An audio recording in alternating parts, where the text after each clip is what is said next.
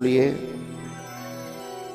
लेकिन आज वामन भगवान संकल्प करने लगे तो शुक्राचार्य पर देखा नहीं गया और अपने सूक्ष्म रूप के जो जल पात्र की एक नली होती है उसमें जाकर के बैठ गए। जल आज रुक जाता है। संकल्प करते हैं ना तो ब्राह्मण अक्षत्र लेता है, पुष्प लेता है, जल डलवाता है? और जब कोई संकल्प करता है तीसरा व्यक्ति आ जाता है तो उसको अच्छा नहीं लगता है। अगर इसने संकल्प को पूर्ण कर दिया तो हमारा क्या होगा। तो शुक्राचार्य ने भी यही किया कि जो नल निकलता है, पानी आता है, उसके अंदर बैठ जाता है। और भगवान अब सोचने लगे कि अब ये जल क्यों नहीं आ रहा संकल्प के लिए। तो भगवान ने अपने तिनका का इशारा किया और जैसे ही तिनका का इशारा किया तो शुक्राचार्य जी महाराज का एक आंख है ना वो बंद हो गई। और रामायण के अंदर भी एक और चरित्र आता है जयंत का। जयंत के साथ में भी यही हुआ था है? इसलिए कहते हैं कि किसी के संकल्प में हमें विचार विमर्श नहीं करना चाहिए। बनना चाहिए कि उसके जीवन में सदगति कदापि नहीं। हमारा प्रेम और भगवान की भक्ति तब तुम्हारी बढ़ेगी ना तो तुम्हें ज्ञान हो जाएगा, वैराग होगा, सब कुछ होगा। जब तुम्हारा प्रेम ही भगवान के प्रति नहीं बढ़ेगा तो तुम्हें कैसे सदगति की प्राप्ति हो सकती है। प्यारे बताओ, एक बार प्रेम से बोलो राधे राधे। और जोर से बोलो राधे राधे। तो इसलिए कहते हैं प्यारे हमें लोभ नहीं करना चाहिए। जितना ठाकुर जी ने हमें सक्षम बनाया है अवश्य आप लोग दान कीजिए। अब तो राजा बलि का यहाँ पर संकल्प एक पूर्ण हो जाता है और वामन भगवान अपना विराट रूप को यहाँ पर धारण कर लेते हैं। एक पग के अंदर नीचे के लोग और दूसरे पग के अंदर ऊपर के लोग। अब तीसरा पग रखने के लिए भूमि शेष नहीं बची है। अब तो कहा कि तीसरा भूमि देनी पड़ी, अगर मैं नहीं दे पाया तो मेरा जो संकल्प है ना वो बेकार चला जाएगा। बात सही है ना। अगर जब संकल्प होता है ना तो उसमें ब्राह्मण दक्षिणा रखवाता है, रखवाता ही नहीं रखता है।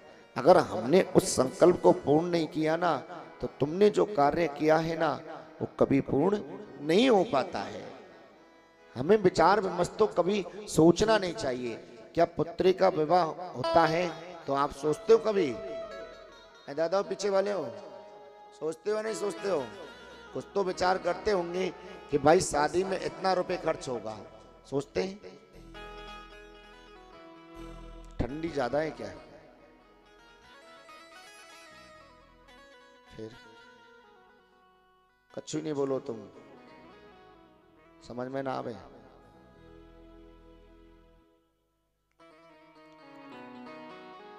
भगवान ने हाँ हिलाने की नहीं कहा है क्या? गर्दन दिया किसी को? किसी को नहीं दिया है। अरे जिसको दिया है वो कम से कम हिला तो लो, मूवमेंट कर लो। थक जाओगे बैठे बैठे, थोड़ा मूवमेंट कर लिया करो। बाकी बिहारी के दर्शन कर लिए सबने? किस किसने किए? बाकी के लोग क्या कर रहे हैं? बाकी के लोग विचार कर रहे हैं, बाद में करेंगे इकट्ठा ही।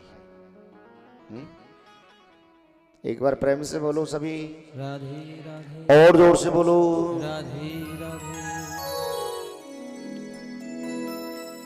लेकिन आज मेरे समर्पण में कभी दो पग में सब कुछ ले लिया, बोले सब कुछ ले लिया प्रभु, मुझे भी अब आप स्वीकार करो। तीसरा पग ऐसा करो, अब मेरे मस्तक पर भी आप धारण कर लो। लक्ष्मी जी राजा बलि की बहन बन करके आती है, उनकी रक्षा सूत्र बांधती है, आगे चल करके अपने स्वामी को पुनः वापस ले लेती है। श्री सुखदेव जी यहाँ पर कहते हैं, राजन परीक्षित आप हमें सूर्यवंश और चंद्रवंश की तरफ लेकर के चलो। यहाँ पर एक सत्य की कथा आती है राजा हरिश्चंद्र की, जो सत्य के लिए उन्होंने अपने आप को बेच डाला। अमरीश की कथा है यहाँ पर, परशुराम जी महाराज की भी कथा आती है। कथा तो बहुत है प्रश्न तो प्रेम से बोलो। राइट टाइम है कि गाड़ी की डिले थोड़ी हो रही है आज? राधे राधे। राइट टाइम है ना गाड़ी? आज ट्रेन सबकी राइट टाइम है क्या? 1 o'clock आफ्टरनून है, 1 बजे फिक्सड ट्रेन सबकी, क्योंकि सवार भी तो होना ट्रेन के अंदर। अगर डिले हुए तो हम डिले कर देंगे, बोल दो आप। तो फिक्स है, रजिस्ट्रेशन हो गया सबको? ठीक है, प्रेम से बोलो तो फिर। राधे राधे। तो इसलिए कहते हैं कि हमें कि चंद्र टरे सूरज टरे तरते जगतो व्यवहार पैदृणवत राजा हरिचंद्र को टरे न सत्य विचार। इसलिए कहते हैं कि हमें सत्य का सहारा लेना चाहिए। राजा हरिचंद्र ने भी अपने सत्य के लिए अपनी पत्नी तारा चंद जाते कहना चाहते हैं कि मैं सत्य के लिए भी अगर अपने प्राणों की मुझे बाजी लगानी पड़े तो वो भी मैं करने के लिए तैयार हूं, लेकिन अगर सत्य की खातिर मेरे ऊपर एक भी कलंक लग गया तो वो मुझे बर्दाश्त नहीं होगा। अगर सत्य के लिए जाना जाता है तो वो इसलिए राजा हरिश्चंद्र को भी मेरे दादाओं जाना जाता है, सत्य के लिए मात्र राजा हरिश्चंद्र को। आगे चलकर के श्री सुखदेव जी कहते हैं 8वें स्कंद तक हम लोगों ने कथा को श्रवण किया। आइए 9वें स्कंद में अब यहाँ पर प्रवेश करते हैं। सूर्यवंश और चंद्रवंश की कथा की तरफ चलते हैं कि राम और कृष्ण दो एक है, इनमें अंतर नहीं निमे, इनके नयनो गंभीर है, इनके चपलो विशेष। राघवेंद्र के नेत्रों में थोड़ी गंभीरता है और कृष्ण के नेत्रों में थोड़ी चपलता है। बस राम और कृष्ण दोनों में यही अंतर है। चाहे तुम कृष्ण कहो चाहे तुम राम कहो। राजा ने कहा कि आप हमें थोड़ी राम कथा सुना दीजिए, प्रभु राम का बस जन्म करा दीजिए। कथा तो बहुत है, अगर मैं राम कथा के अंदर घुस गया तो वापस आने में कितना समय लग जाएगा ये मुझे नहीं पता होगा है। लेकिन श्री सुखदेव जी ने कहा राजन आप हमें राम कथा थोड़ा एक ही श्लोक के माध्यम से आप हमें समझा दीजिए, क्योंकि कृष्ण हमारे प्रतीक्षा कर रहे हैं। और ये राम कथा हमने मुनि ऋषियों से सुनी है। अगर आपको मेरी राम कथा सुननी है तो मेरे YouTube चैनल पर पड़ी है, आप वहां से राम कथा ये सुन सकते हो। ब्रह्मा से मारीच होते हैं, मारीच से पुत्र कश्यप होते हैं, विवस्वान होते हैं, विवस्वान के पुत्र मनु होते हैं और मनु भरत होते हैं, भरत के पुत्र असत होते हैं, असत के पुत्र शगर होते हैं, आयुष्मान होते हैं, दिलीप होते हैं और भागीरथ होते हैं। और भागीरथ का नाम आप सब जानते हो, कैसे जानते हो मुझे बताओ? हाँ, अगर भागीरथ नहीं होते तो अपने पूर्वजनों के जो पुष्प होते हैं, फूल होते, अस्थियां होती हैं, उनको फिर कहां विसर्जन करते?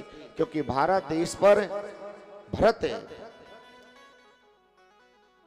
के नाम पर ही इस भारत का नाम भारत देश भी पड़ा है प्यारे। और भागीरथ तो ऐसे हैं जो गंगा मैया को भी लेकर के आए हुए हैं। ऐसे दासक को, ऐसे साधक को यहाँ पर मैं बारंबार प्रणाम करता हूँ, नमन करता हूँ। एक और दूसरा साधक हुआ है, कौन सा? श्रवण कुमार, जो अपने माता पिता को तीर्थ स्थल पर लेकर के गया था। लेकिन आज के पत्रों से तो यही कहमे कि कम से कम आप साइकिलों पे ले जा करो तीर्थ स्थल। लेकिन वो कहमे मामा पापा दादा अम्मा पहले हम घूमिया में तीर्थ स्थलों पे, बाद में तुम चले जाइयो, चकाचक हो जाइयो। बात सही है ना? तो दोनों साधकों के लिए मैं यहाँ पर बारंबार प्रणाम करता हूँ। और जो अपने घर पर गंगा मैया को लाता है, भागवत को लाता है, राम कथा को लाता है, अपने भगवान की भक्ति को जागृत करता है, वो हमेशा 21 पीढ़ियों का यहाँ पर उद्धार करता है। भागीरथ के पुत्र कुकुस्त होते हैं और कुकुस्त के पुत्र रघु होते हैं। रघुकुल रीत सदा चले आए, रघुकुल रीत सदा चले आए, बचन न जाए, आने जाए पर बचन न जाए। मुझे जय सिया राम, जय जय सिया राम, जय जय सिया राम, जय सिया राम।